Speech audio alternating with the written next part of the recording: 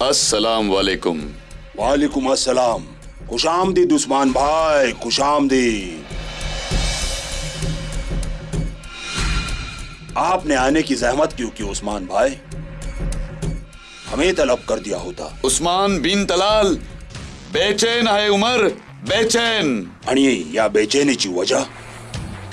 पाणी डोक्यावरून वाहतंय। त्या लोकांनी आमच्या घरात शिरून वार केलाय, पण आता आम्हाला त्यांच्या घरात शिरून त्यांना घायल करायचंय। करायचं काय उस्मान भाई? हुकुम करा। माझा एक मनसुबा आहे उमर, तो तुला पूर्ण करायचा आहे।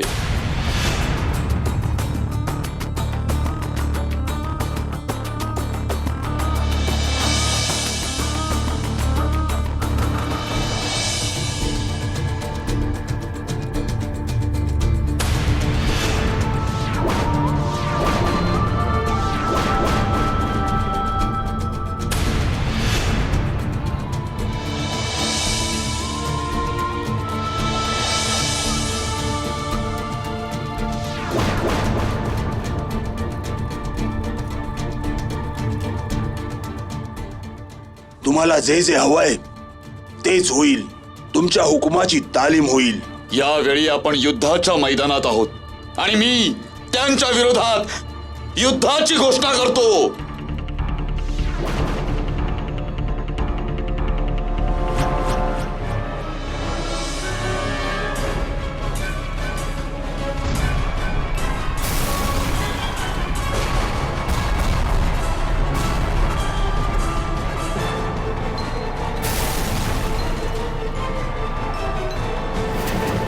मेजर राठोड, आपल्याला सर्व निरपराध्यांच्या हत्येचा बदला घ्यायचा आहे. Yes sir. निरपराध लोकांची हत्या करणं हा भ्याडपणा आहे सर. पण आपण स्वतःचं रक्षण करण्यात पूर्णपणे समक्ष आहोत. मी तुम्हाला वचन देतो सर की आम्ही या आतंकवाद्यांना सडेतोड उत्तर देऊ आणि ज्यांनी कोणी हे कृत्य केलं आहे त्यांचा पर्दाफाश करू.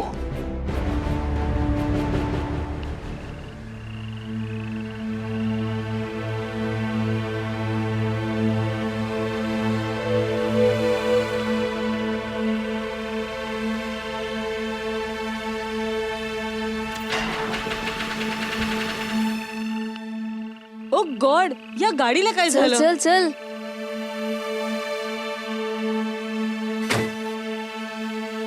ओ गॉड डॅम इट, हिला पण आताच बंद पडायचं होतं. फिश, अगं बघ ना, फोन मध्ये नेटवर्क पण नाहीये आणि इतक्या रात्री इथे जवळपास मेकॅनिक किंवा गराज पण मिळेल की नाही माहित नाही. प्रियंका, आता काय करायचं? इथे आजूबाजूला कोणीच नाहीये. मला या गाडीबद्दल काही माहिती पण नाहीये, म्हणून मला रिपेअर देखील करता नाही येणार. हा, काय करायचं आता? ए मोनिका, बघ बघ, एक गाडी येते. अरे हा यार, हा. ती बघ.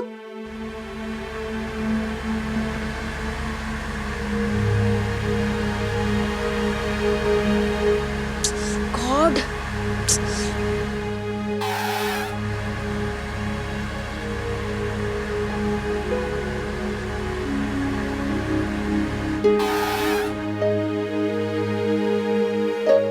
मला वाटतं तुमची गाडी खराब झाली.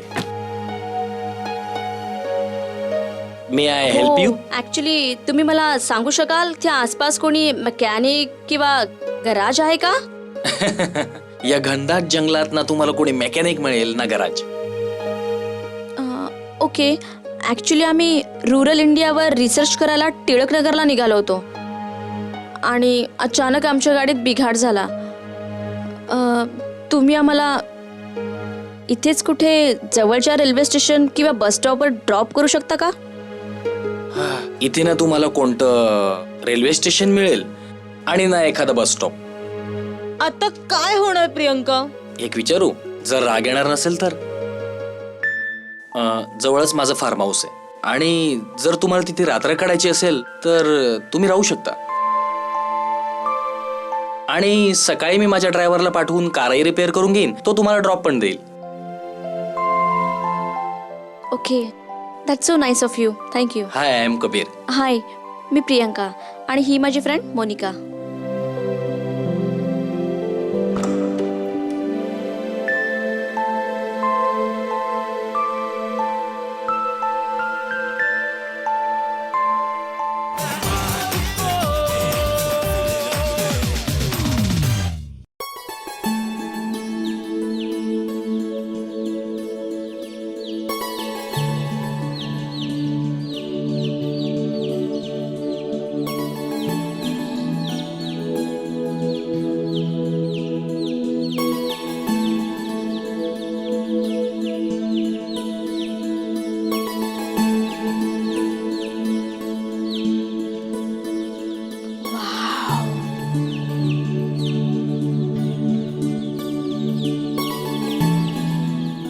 प्रियंका, तू सकाळ सकाळ इथे काय करतेय? मोनिका, बघ किती सुंदर किनारा आहे. वाव, इट्स अमेझिंग ना. आणि आपण कुठे रुरल इंडियावर रिसर्च करायला निघालो होतो. यापेक्षा सुंदर कुठलीच जागा नाही. जर काही दिवस आपण इथेच राहू शकलो असतो तर? तुम्हाला इथं जितक्या दिवस राहायचंय तितक्या दिवस राहू शकता. पण तुमची प्रायव्हसी? या सुंदरशा जागेत मी एकटाच राहतो. तुम्ही दोघे इथं राहिलात तर मलाही कंपनी मिळेल. आणि हो, एक वचन देतो, जितकेही दिवस तुम्ही दोघे इथे राहाल तुम्हाला काहीही त्रास नाही होणार. आणि हो, तुमच्या पाहुणचारात काही कमी नाही राहू देणार मी.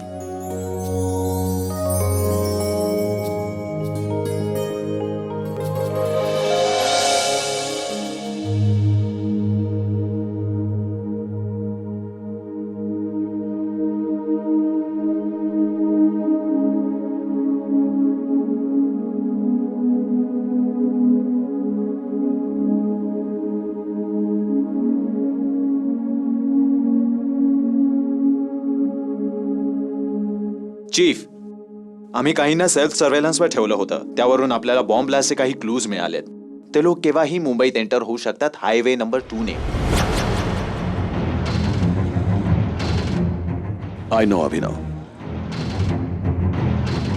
आपल्याला त्यांना शहराच्या बाहेरच पकडायला हवं, कोणत्याही किमतीत.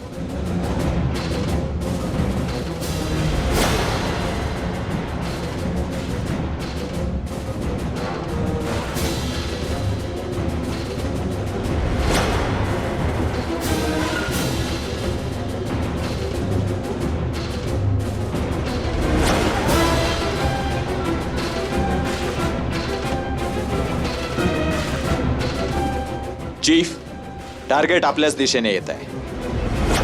येस.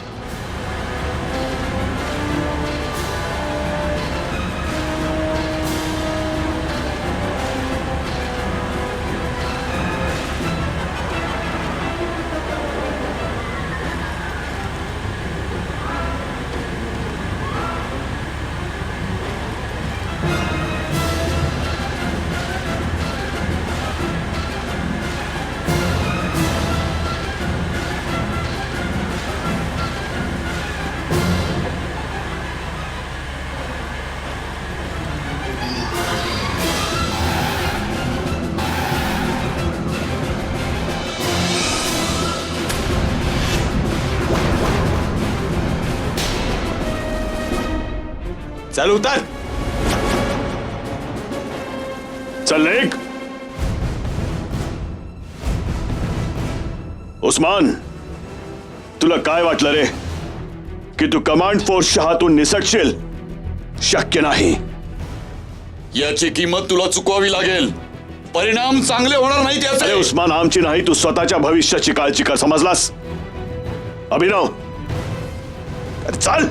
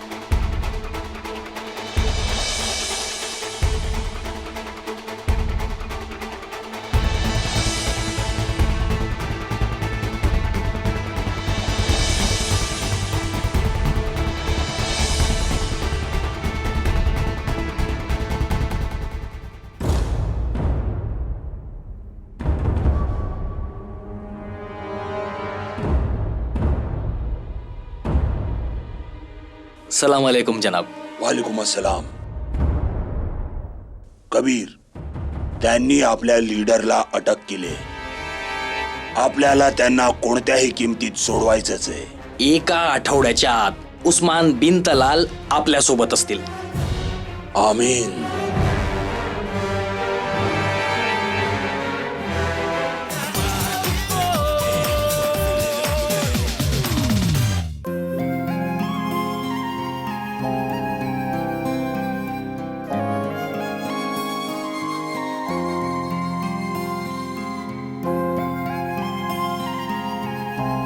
Thanks for everything.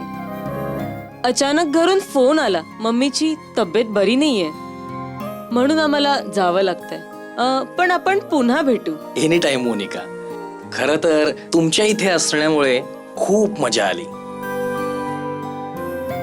आता पुन्हा ही जागा शांत होऊन जाईल. थँक्यू. चला आता निघूया.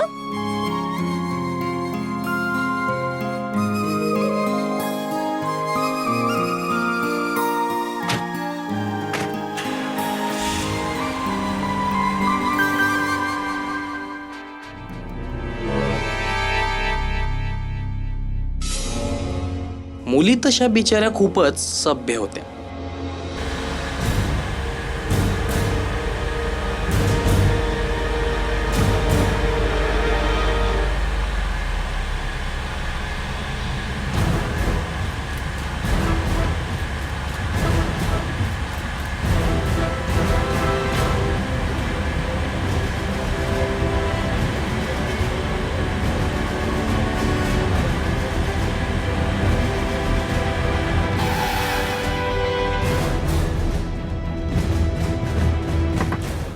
Come on. Come on. Move. Move.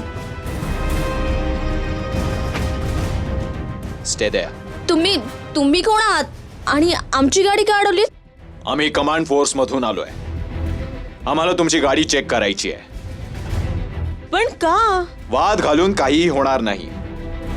आम्हाला आमचं काम करू द्या. अरे पण आमची कार का? साहिल, तू मागे चेक कर.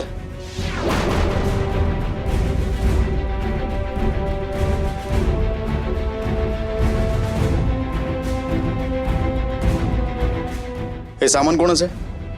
आमचं आहे.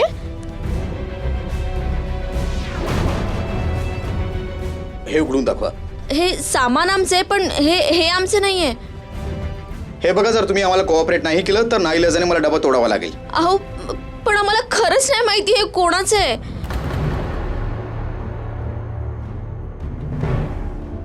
अभिनव, या.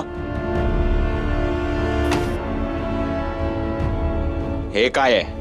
आम्हाला नाही माहित. आम्ही खरं बोलतोय. ही गाडी आमची आहे, पण हे आमचं नाहीये. जर तुम्ही आम्हाला नाही सांगितलं तर नाईलाजाने आम्हाला हा बॉक्स तोडावा लागेल. Sahil, check it.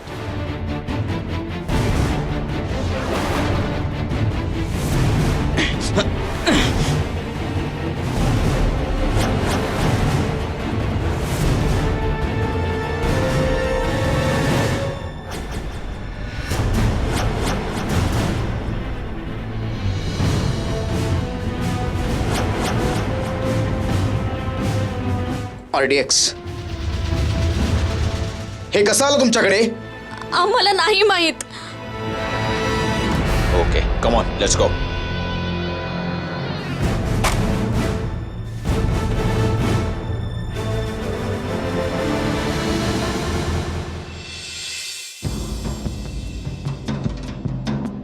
तुमचं मिशन काय आहे? कोणत्या ग्रुप करता तुम्ही काम करता? हे बघा सर, आम्ही तुम्हाला आधीच सांगितलंय की आम्ही इंडियन रुरल डेव्हलपमेंटवर रिसर्च करायला जात होतो आणि अचानक रस्त्यात आमची गाडी बिघडली. तेव्हा एका कबीर नावाच्या व्यक्तीने आम्हाला लिफ्ट दिली. बस त्याच्याच फार्म हाऊसवर थांबून आम्हाला 1 दिवस झाला होता की मोनिकाच्या आईची अचानक तब्येत बिघडली, म्हणून परत निघालो होतो. आम्ही टेररिस्ट नाही आहोत सर, बिलीव्ह मी. आमचं या RDXशी काहीही घेणं देणं नाहीये. तुम्ही सांगितलं आणि आम्ही विश्वास ठेवायचा. तुम्हाला का नाही कळत आहे की आम्ही चांगल्या घरातल्या मुली आहोत? आम्ही असं का करू? पैशा करता, सिंपल. तुम्ही आमच्याबद्दल माहिती काढा, आमचं बॅकग्राऊंड तपासून पहा. का का करू आम्ही असं? कारण आम्ही आजवर एकही गुन्हा नाही केलाय. आजवर तुम्ही कोणताही गुन्हा नाही केला याचा अर्थ हा नाही की तुमचा हा गुन्हा पण आम्ही माफ करावा. प्रत्येक गुन्हेगार केव्हा ना केव्हा पहिल्यांदा गुन्हा करतोच. तुम्ही आमच्या बरोबर फार्म हाऊसला चला आणि स्वतःच्या डोळ्यांनी पहा. ठीक आहे, चला.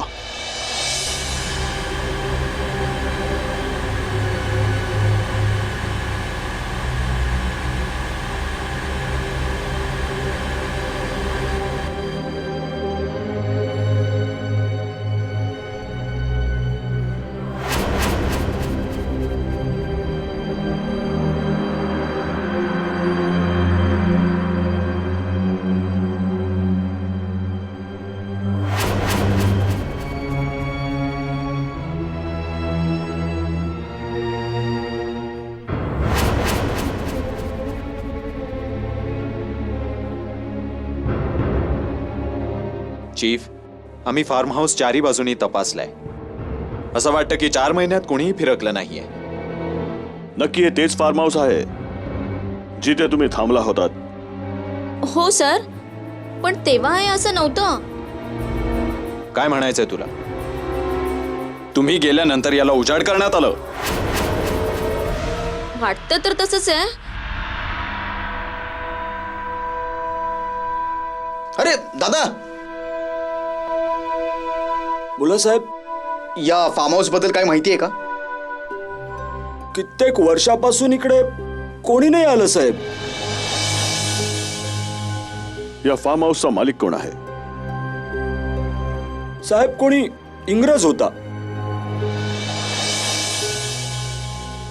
आणि कित्येक वर्ष तिकडे आला पण नाहीये.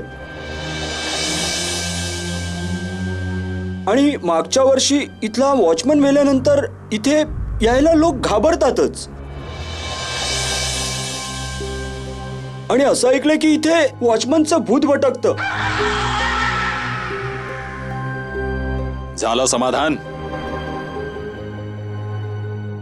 सर, माझे आजोबा इंग्रजांविरुद्ध गांधीजींबरोबर लढत होते.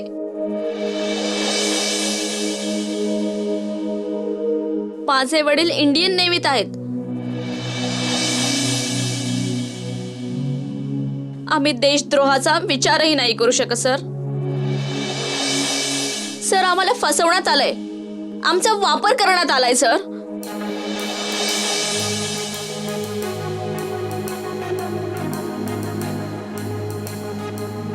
शायना, मोनिकाच्या मदतीने कबीरचं स्केच बनव आणि इन्फॉर्मेशन काढून ठेव.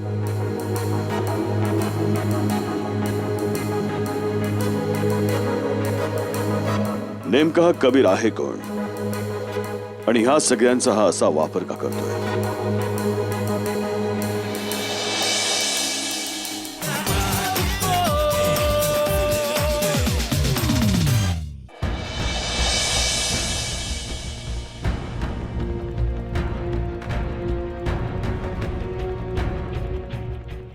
स्केच.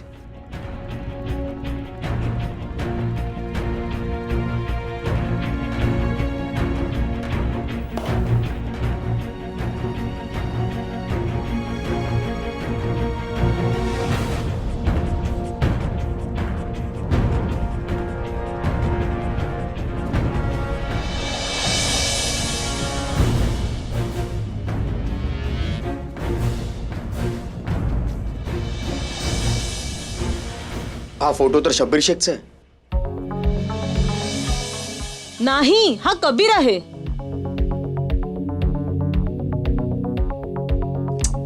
अगं नाही, मी याला चांगला ओळखतो. हा शब्बीर शेखच आहे.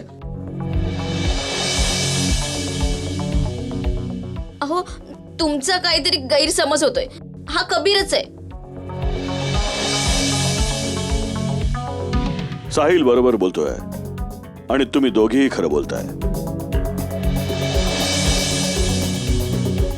अशी लोक आपली नावं आणि चेहरा बदलण्यात पटाईत असतात. हा शब्बीर असू शकतो किंवा कबीरही. Sahil, yes chief. तुला कबीर बद्दल आणखी काय माहित आहे?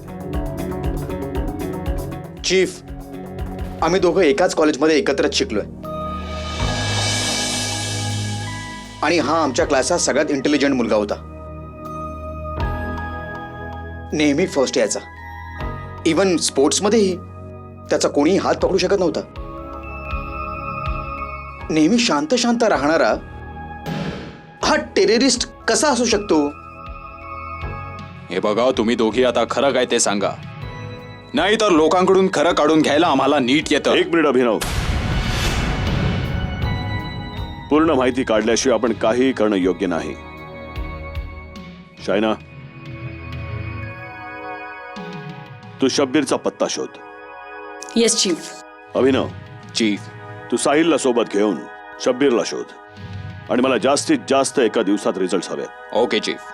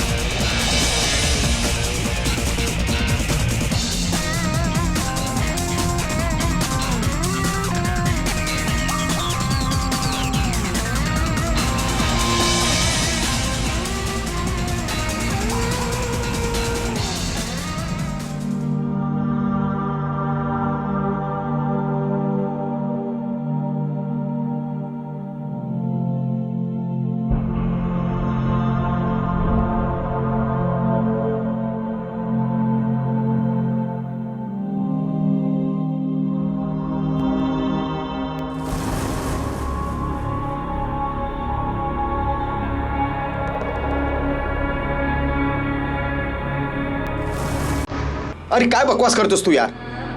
तुला काय वाटलं तुझी ही मूर्खासारखी बडबड मी मान्य करेन की मुसलमानांवर अत्याचार होत आहेत? फालतू बडबड नकोय साहिल. मला आजही तो दिवस आठवतो. 24 मार्च 1993, पहलगामच्या शूटआउटचा तो दिवस. माझा बाप, माझी आई आणि माझ्या बाहुलीसारख्या बहिणीला पोलिसांनी गोळ्या घालून आतंकवादी घोषित केलं होतं. माझी 8 वर्षांची बाहुलीसारखी बहीण आतंकवादी होती का? म्हणून तू सगळ्या पावलांना मारून टाकशील? खून का बदला खून, का हे चुकीचं नाहीये? फालतू बडबड नकोय साहिल. अरे आम्ही पण मुसलमान आहोत. आमच्या बाबतीत तर असं काही नाही घडत. जर देशाचे पोलीस किंवा आर्मीला आमचा तिरस्कार असता तर दिवसा ढवळ्या कत्तल झाली असती. भारतातल्या प्रत्येक कोपऱ्यात मुसलमान राहतात. सगळे हक्क आहेत आपल्याकडे, सगळ्या सुविधा आहेत. खोटं खोटं बोलतोयस तू. मी खोटं नाही बोलत आहे कबीर. जर मी खोटा असतो तर महात्मा गांधींबरोबर मौलाना आझादांचा फोटो छापला गेला नसता आणि वीर अब्दुल हमीदचे फोटोही पुस्तकात छापले नसते. आणि तू तर नेहमी कॉलेजमध्ये फर्स्ट यायचास. अगदी स्पोर्ट्समध्ये नंबर 1 होतास तू. कॉलेजमध्ये तर तुझे असे विचार नव्हते. आणि कोणत्या इस्लाममध्ये लिहिलंय की निष्पाप लोकांचे बळी घेतले पाहिजे? हे कोणत्याही इस्लाममध्ये नाही लिहिलं गेलंय. आणि मला माहित नाही कबीर की तू कोणत्या इस्लामला मानतोस. साहिल, मला तुझ्या बोलण्याने फसवण्याचा प्रयत्न करू नकोस. मी फक्त तुला हे समजवायला आलोय की तू आणि तुझी ती कमांड फोर्स जर माझ्या आडवे आलात तर एक एक करून सगळ्यांना मारून टाकेन. हे तर काळात सांगेल कबीर. बघ कबीर, तुझ्यात माणुसकी अजूनही उरली आहे. माझं म्हणणं ऐक. सोडून दे यार हा रस्ता. सोड सगळं.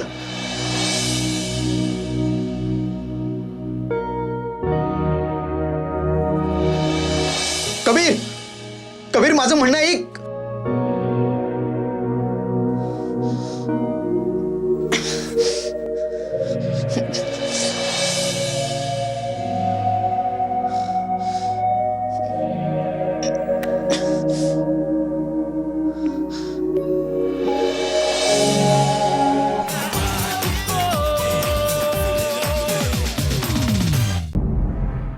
मार्च 1993 पहलगाम मध्ये जे शूटआउट झालं होतं ते आर्मी किंवा पोलिसने नव्हतं केलं. ते शूटआउट त्याच लोकांनी केलं होतं. पण चीफ, आपण कधी हे सिद्ध करू शकतो का? नाही साहिल, आपल्याला हे सिद्ध करायची काहीच गरज नाहीये. म्हणजे काय? म्हणजे हे की त्यांनी स्वतःच या हत्याकांडाची जबाबदारी घेतली होती. कोणी?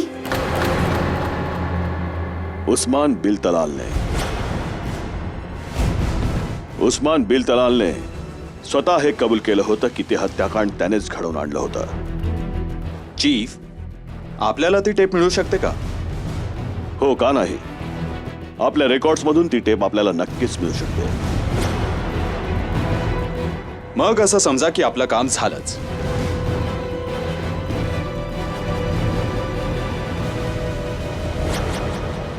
कबीर, आजवर तू तुझी सगळी कामं मोठ्या हिमतीनं आणि हुशारीनं पार पाडलीस. आणि आता आपले लीडर मौलाना उस्मान बिन तलाल यांची सुटका करण्याकरता एक मोठी लढाई लढावी लागेल. सगळ्यात मोठी लढाई. आणि या मोठ्या लढाई करता मी माझी जान पण कुर्बान करायला तयार आहे जनाब. आम्हाला तुझ्याकडून हीच अपेक्षा होती कबीर. कबीर, हे कफन मी तुझ्याकरता बडी दर्गामधून मागवलंय. आमीन.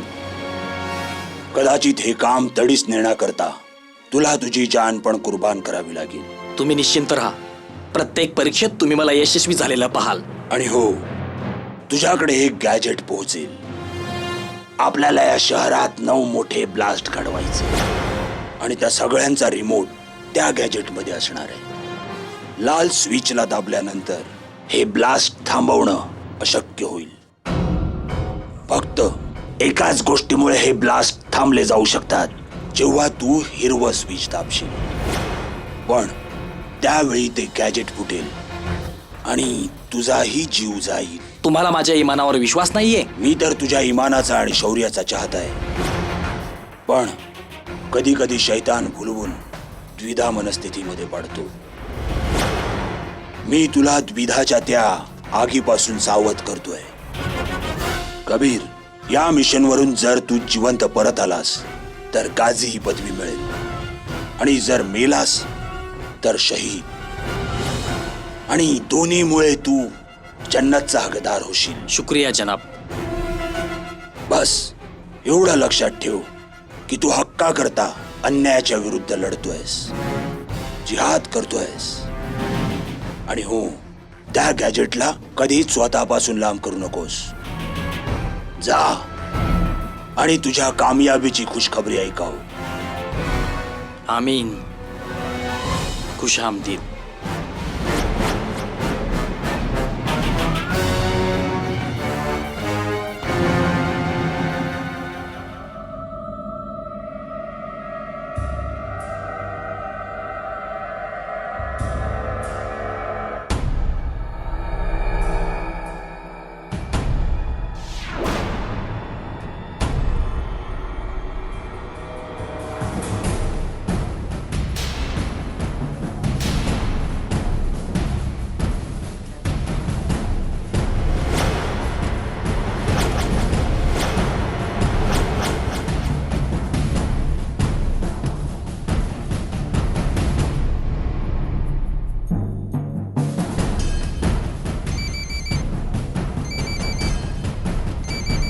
बोल अभिनव. चीफ, टीव्ही ऑन करा. एक बातमी दाखवतायत.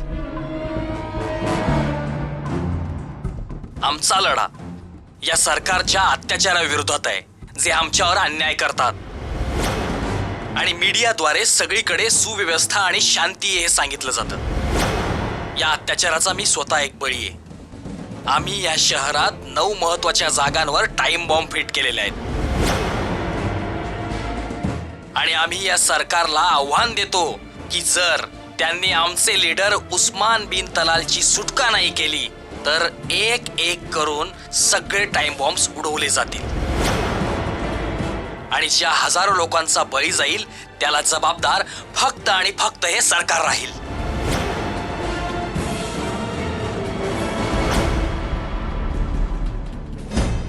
अभिनव, काय वाटेल ते हो. आपण हे बॉम्बिंग थांबवायलाच हवं. तुम्ही सगळे ताबडतोब हेडक्वार्टर्सला पोचा. ताबडतोब. Yes chief.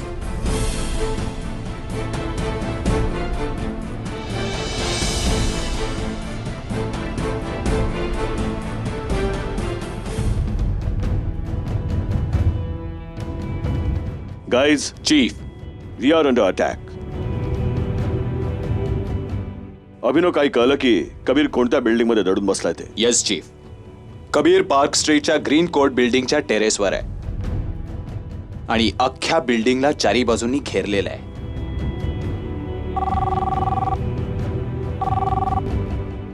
Hello major Rathod, देशावर भीषण संकटाचं सावट आलंय. सुरक्षा धोक्यात आली आहे. तुम्ही करताय तरी काय?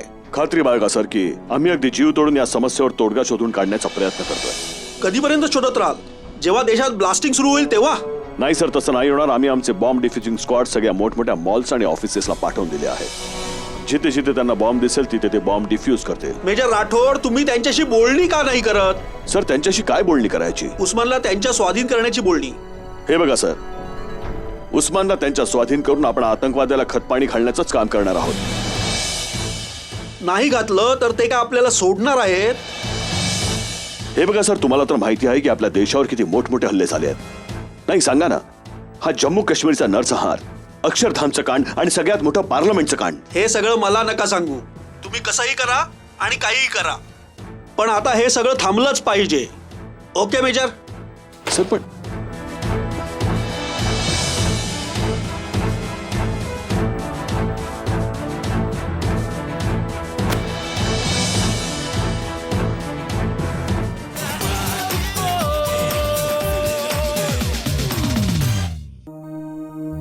चीफ, माझ्याकडे एक मार्ग आहे.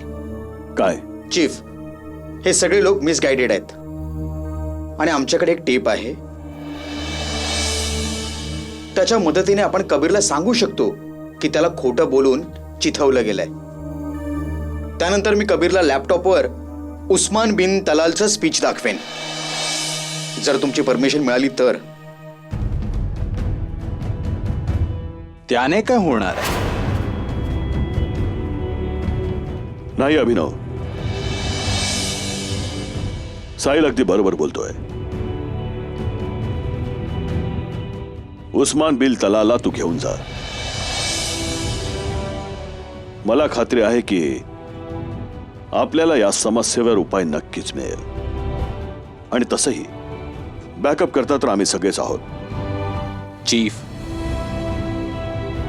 जर तुम्ही परवानगी दिली तर उस्मान बिन तलालला मी घेऊन जाऊ. Go on. All the best. Thank you chief.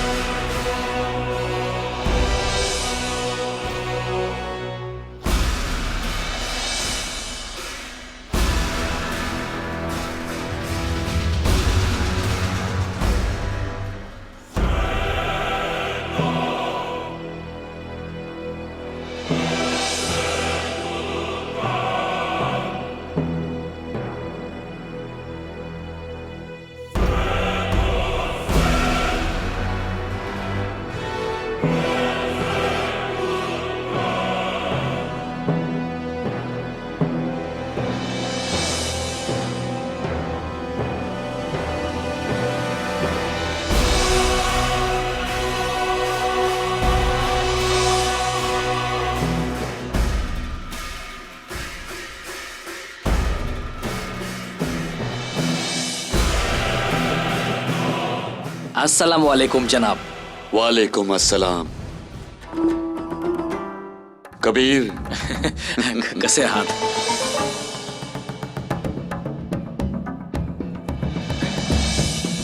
मग निघायचं? हो. चला जाऊया. कबीर, एक मिनिट.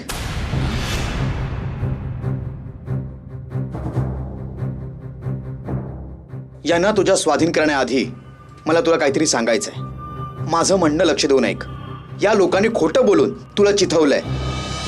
24 मार्च 1993चे ब्लास्ट पोलिसांनी किंवा आर्मीने नाही, उलट तुझ्या लीडर उस्मान बिन तलालने करवले होते.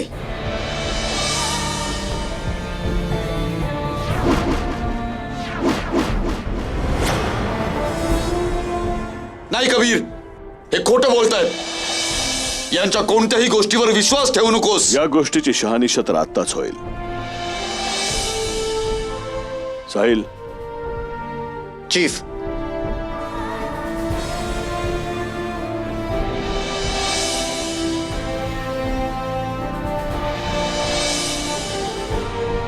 कालचा स्फोट हा आमच्या युद्धाचा ऐलान होता. मी सुरुवात केलीये. जर आताही तुम्ही लोक नाही जागे झालात आणि आम्हाला आमचा हक्क नाही मिळाला तर असे स्फोट शहरातली प्रत्येक गल्ली आणि प्रत्येक नाक्यावर होईल.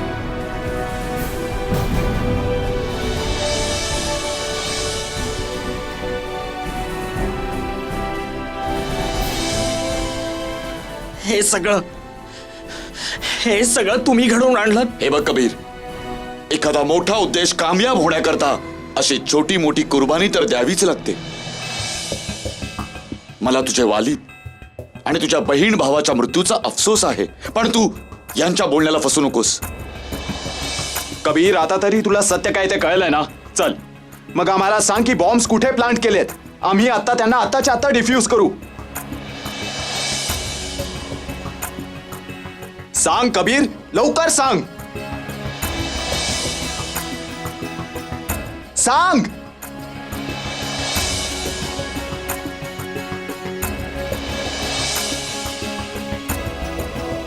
आता त्याची काही गरज नाही पडणार.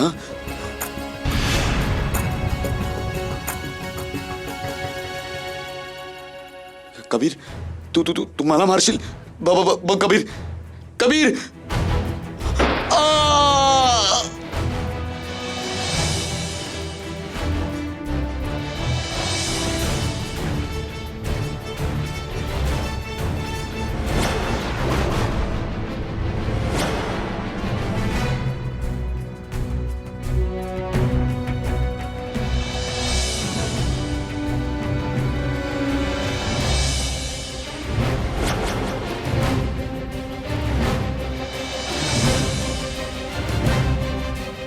कबीर नाही.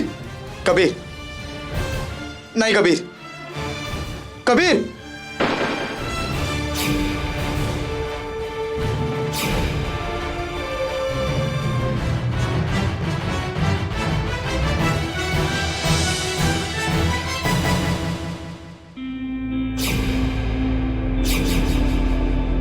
कबीर हे काय केलंस मित्रा तू?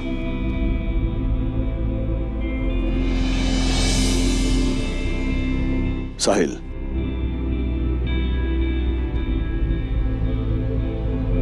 साहिल कबीर एक सच्चा हिंदुस्तानी होता.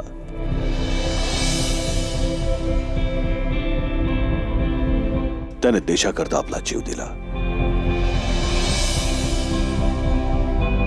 हो, भरकटला होता तो काही वेळाकरता. पण साहिल, एक गोष्ट तर लक्षात ठेव, कबीर मेला नाही, हुतात्मा झालाय.